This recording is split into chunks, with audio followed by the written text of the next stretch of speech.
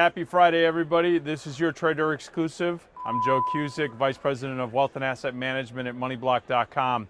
On this quad witching expiration Friday, well, you look at the advanced decline percentage, and it's been bullish yesterday. But we did see a shift, though, in the advanced decline percentage on volume. That's still bearish. We're not seeing that participation we would like to see, in spite of the nice upside that we've had in the previous session. Now, as I'm talking to you on this quad witching, we do have the S&Ps down about 5 points in the September. So we're going to keep an eye on that. But overall, market breadth is still bullish.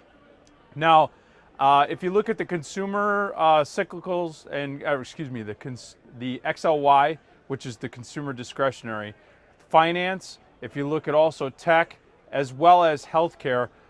These major sectors have been up, continue to lead in the marketplace.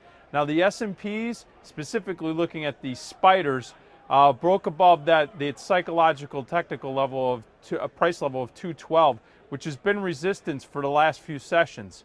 It's also filled the gap that we saw earlier this week on Monday, and it's reversed this short-term downtrend on this expiration Friday going into it. We also saw that tech, it held support at 107.50 on the Qs.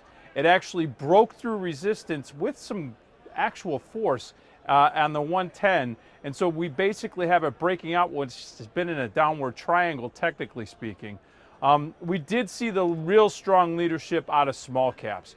That's a big catalyst for the market if it's going to have continuations. Now, like I said before, the volume, though, was a little bit on the lighter side, so there isn't some new participation. But having the small caps hit a new high of 128 on the IWM, which is the ETF that tracks the small caps, this move continues to have upside profit potential as well as challenging upside resistance. Watch support on IWM at 124.5.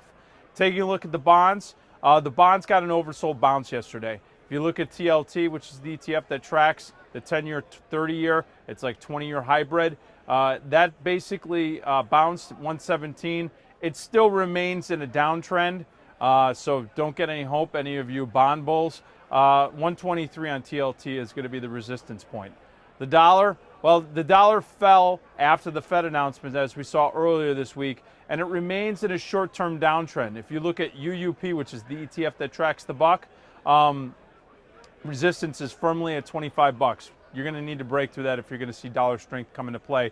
And with the euro still strong, we'll see if that's going to have any potential. Oil, oil remains in a short-term downtrend.